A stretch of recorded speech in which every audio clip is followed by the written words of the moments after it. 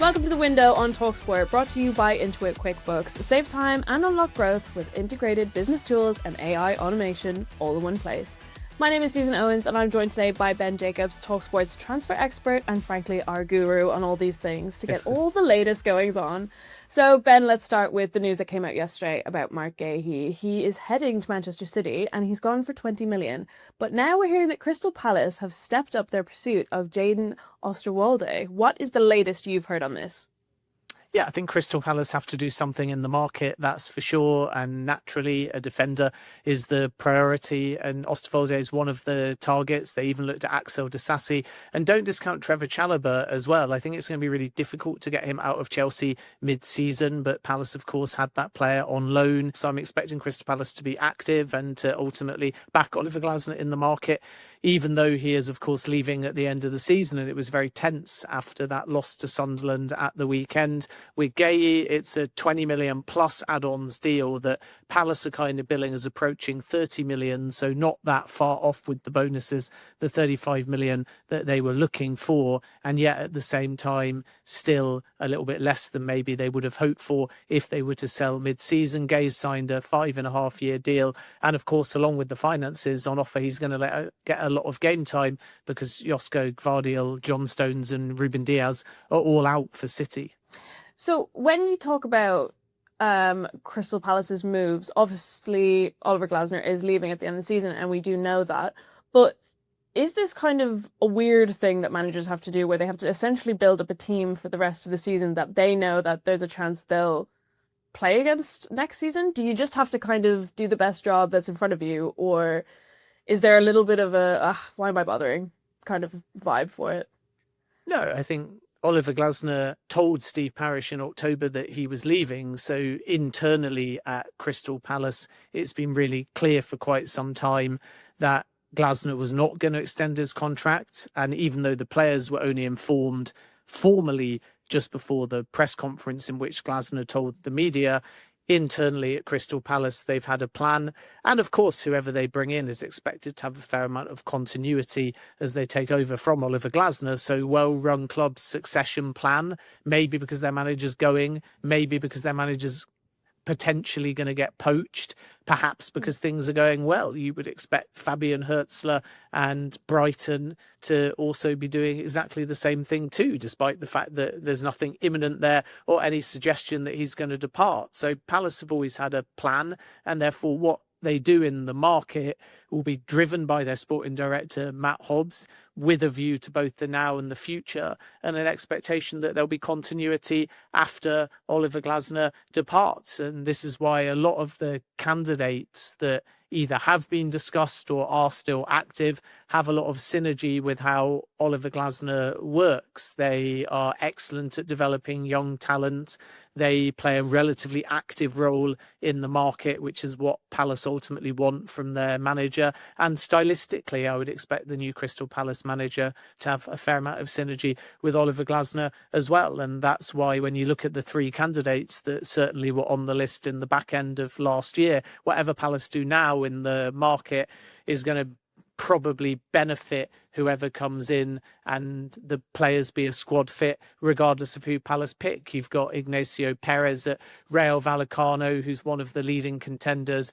Also Pep Bordalas at Getafe, who is another target. And then interestingly, Liam Rosenior was the third name that I was hearing last year, but of course he's since gone to Chelsea. And then removing the Gahey friction from the situation at Crystal Palace, the other thing that's worth bearing in mind is that before all of this kind of blew up with Gahey's departure to Man City, Palace had broken their club transfer record to bring in Brennan Johnson from Tottenham. So it's not like they haven't been invested in the market. It's just very difficult when your manager's outgoing, and January is a seller's market anyway. And that's led to a bit of a bumpy month for Crystal Palace that unfortunately is reflected in this winless run so far of 10 games. Yeah, I think I wanted to get your take on that just because a lot of people, I think, kind of forget that there's a whole structure behind a lot of teams and often go, oh God, well, there's drama happening over at that team, so they'll make bad signings, or my manager is letting me down. You see that kind of dripping in. Everyone's kind of side-eyeing Thomas Frank at the moment, waiting to see what's going to happen there. Alex Kirk has said on this podcast that the environment in the dressing room there is actually toxic. Do you think after tonight's game we could see Thomas Frank go?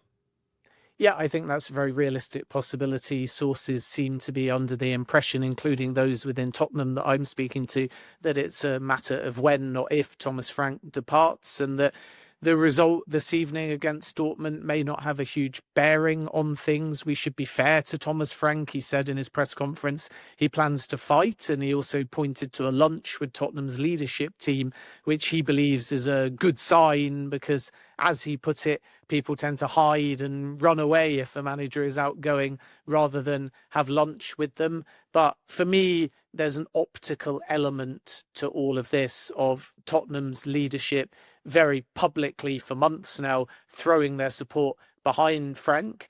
And I think that's been very genuine, certainly if we go back to kind of the early December period. But it's almost been so genuine that enough time has now passed with that support and things haven't turned around. And there are some issues, I'm told, in the dressing room as well.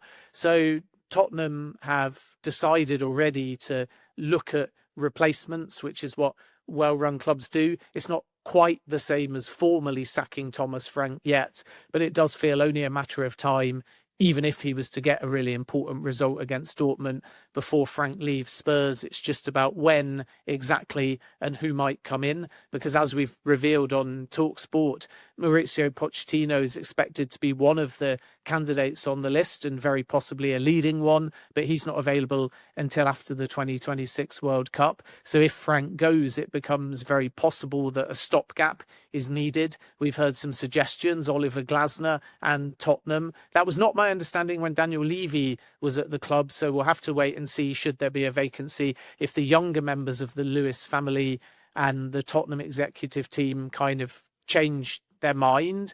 And that's one of the big and interesting factors in all of this, who exactly will be the leading person to drive an appointment if Thomas Frank goes, because Fabio Paratici is off to Fiorentina. He's only got 2 more weeks left with the club. Of course, Vinay, the CEO, and Johan Lange will both be involved too. But it wouldn't at all surprise me if the Lewis family members that kind of have come in and effectively replace Daniel Levy and be more hands-on play a really key part, and therefore some of the candidates that were on the list when Levy was still at the club may not end up re-emerging now. Andoni Iraola was one name Tottenham really liked before they employed Thomas Frank. Roberto De Zerbi could be one to watch because Tottenham actually made a formal approach to De Zerbi again before Frank came in, and De Zerbi said no. But I've just got a real feeling if Frank goes that Tottenham might have to do something to begin with,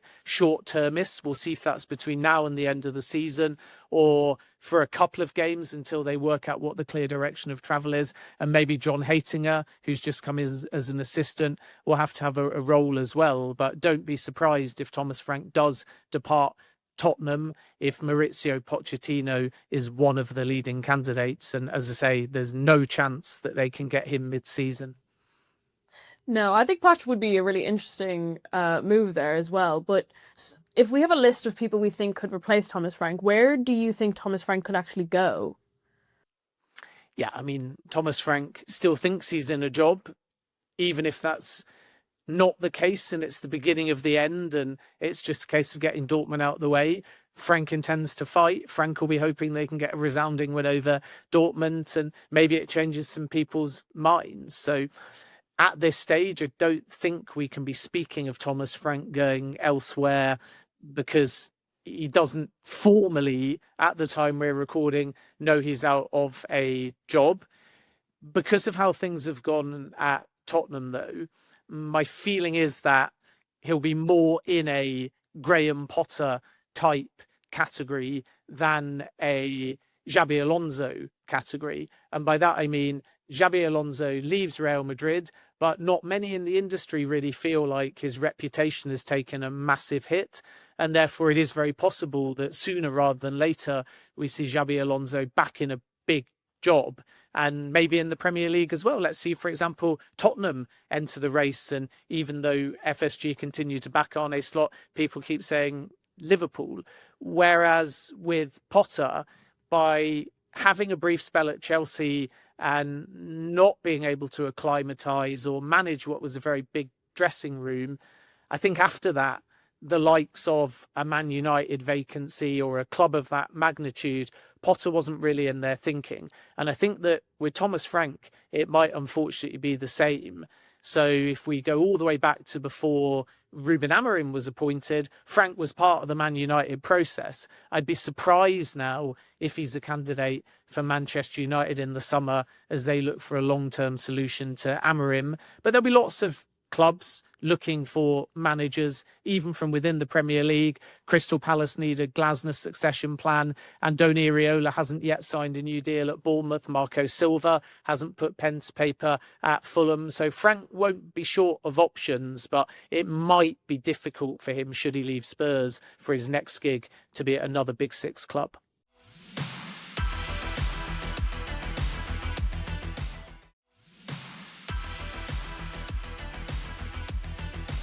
Let's go back to the players. I feel like we spend so much during the windows now speaking about the managers, but if we go back to Crystal Palace briefly, because Juventus have ended their interest in Mateta, saying that they're not prepared to pay the £34.7 million that they're looking for.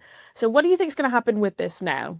Jean-Philippe Mateta is going to be a really interesting story to watch in the course of the coming days. So Juventus have decided not to pursue a move for the Crystal Palace striker.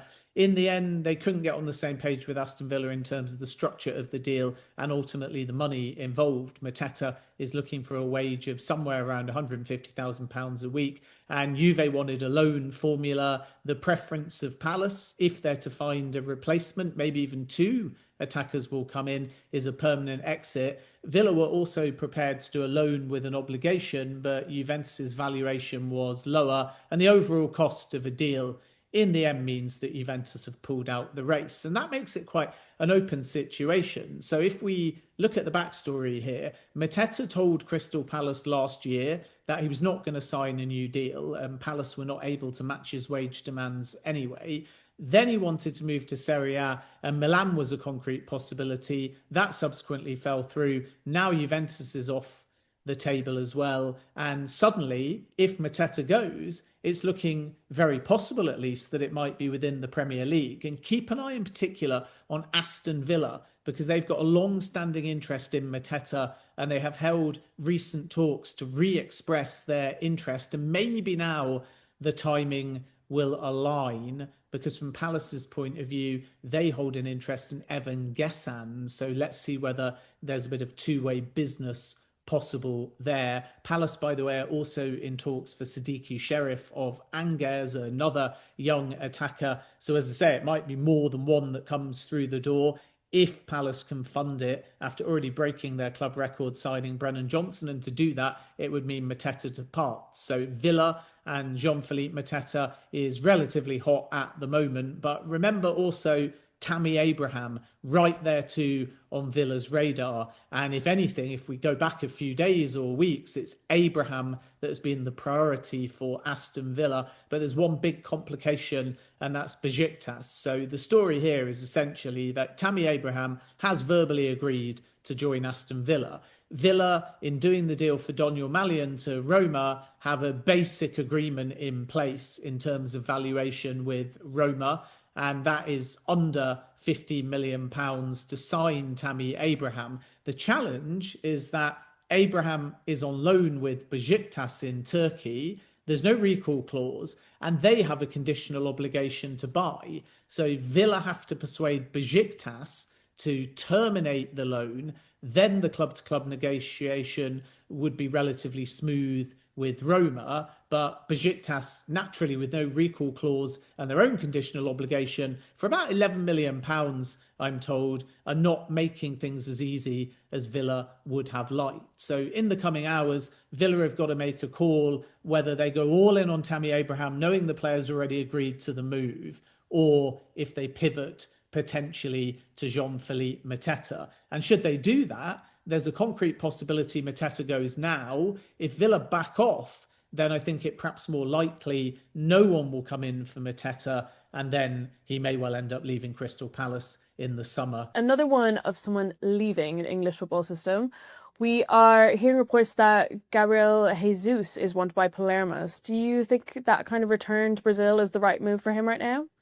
I do. I don't see anything happening mid-season, by the way, but in the summer there is a concrete possibility that Arsenal lose a striker plus somebody on the left-hand side, and Gabriel Jesus and a return to Brazil is one possibility. The player is certainly open to that, and from Arsenal's perspective, they're going to be in the market for another young striker at some point in 2026. Etta Ayong is one profile that they've looked at, who plays for Levante. And with that, again, nothing is going to be possible mid-season. You've got Barcelona, Real Madrid and other Premier League clubs that all have Ayong on their radar. He started the season brilliantly for Levante and was at AFCON, but he's played for both Villarreal and Levante this season, so that will only be summer only.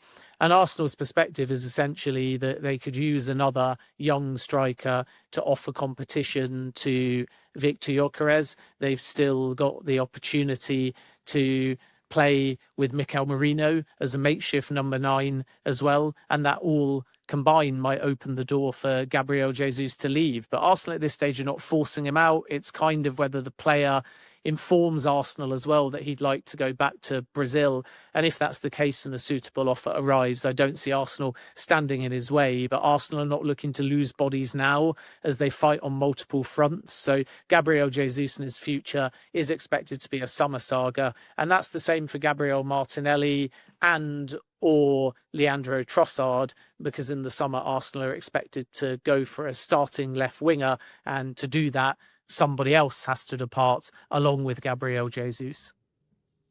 Yeah, God, so it really is a look ahead to the window summer edition then for the big Arsenal news, I suppose. But if we look at Fulham, who are relatively quiet in the past few windows, nothing major, but they're looking to approach Man City over Oscar Bobb. Have you heard much about that? Yeah, they have approached Man City over Oscar Bobb, and talks are advancing. City sources this morning insisted they don't have a formal bid, but there's been a back and forth over various numbers, and it will kind of depend on the structure of the deal. But my expectation is that Oscar Bobb will leave Manchester City permanently between now and the end of the month, and Fulham are prepared to pay somewhere between 30 and 35 million. We'll wait and see how heavily weighted that is towards the add-ons. City won't stand in Bobb's way either. There's other clubs in the race, including Dortmund, who made an early inquiry, and now we're waiting to see whether they're going to make any kind of formal offer as well. And Crystal Palace had looked at the beginning part of the window as well, but they've obviously added Brennan Johnson now, who can play on both sides. So it feels like this is going to be between Fulham and Dortmund, and Fulham are optimistic because their talks with Manchester City are progressing well. They know that City are prepared to sell. So I do expect Fulham to add some reinforcements between now and the end of the window. So now we're heading over to Man United, and reportedly they are keeping tabs on Sunderland midfield Noah Siddiqui. What is the latest on this one? So with Noah Siddiqui, I think it's going to be really difficult. Sunderland don't have an intent to sell, nor, by the way, am I aware of a specific Manchester United approach or negotiations at this stage. So not necessarily one for the winter as far as Siddiqui is concerned, nor a name, as far as I'm aware, that Manchester United have had direct outreach for at this stage. My understanding is that Manchester United are going to start with the premise that they're only going to do something now if it's short-term is to back Michael Carrick, or if it's bringing forwards business for the summer. But not many of the midfielders that they like for the summer are necessarily available right now. And the reason why there's so many names discussed are because Manchester United want two midfielders, a out-and-out number 6 and a more energetic box-to-box midfielder. And that is partly because a midfield revamp is on the cards, but it's also down to the fact that they may see outgoings as well. Casemiro and his contract is a point of debate. Manchester United will either let him go, or if there is to be an extension, it would have to be on reduced terms. Bruno Fernandes has got a release clause of about 60 million euros for the summer. Kobbie Mainoo, luckily, is playing and doing amazing. So everyone's calm about that situation now. But of course, when the window opened, Mainoo was looking for temporary minutes to go and play for Napoli. And then in addition to that, perhaps there's even a growing question mark over the long-term future of Manuel Ugarte. So Manchester United don't want to do anything too rash in January because they're waiting for the new manager. They're trying to understand what they're going to do with their existing midfielders. And then from there in the summer, the picture will be clearer. Elliot Anderson is their number one target, but there'll be competition from Manchester City and very possibly Chelsea. Carlos Baleba, Angelo Stiller, Adam Wharton, all players that have been discussed as well. And this is why Manchester United, if they do something, either have to be convinced they were always going to do it and they're moving it earlier, a bit like Man City did with Mark Gahey, taking a target for the summer and saying, we have to do it now. And that's why they also enter the race for Antoine Semenyo. Or they'll wait and look at something a little bit more short-termist. And with Noah Siddiqui, even if they were to move for him and make any kind of formal approach, and there'll be great interest in him because he's having a phenomenal season and can play in lots of different positions. But that's not cheap, nor is it short-termist. It's basically moving forward something for the summer and trying to do it early. And I'm not sure that Sunderland would play ball there, but once again, we're speaking quite hypothetically because Manchester United haven't made that formal outreach at this stage. What they have done is held a meeting with Michael Carrick to see whether they might be able to do something that is a loan or is more economical in central midfield. Ruben Loftus-Cheek has been offered to Manchester United. Wilfred Ndidi was a player that they held talks with over the summer. And even though he's now the Besiktas captain, I'm told the former Leicester midfielder would be open to a move back to the Premier League. So we'll have to wait and see what happens with his future in the coming days.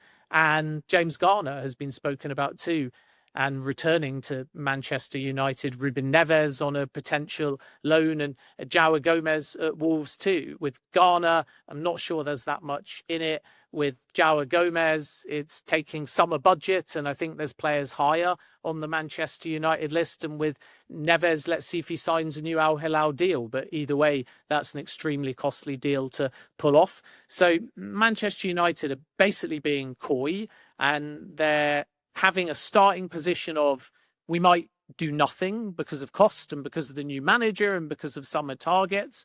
And if nothing happens, they can always say it was always their plan.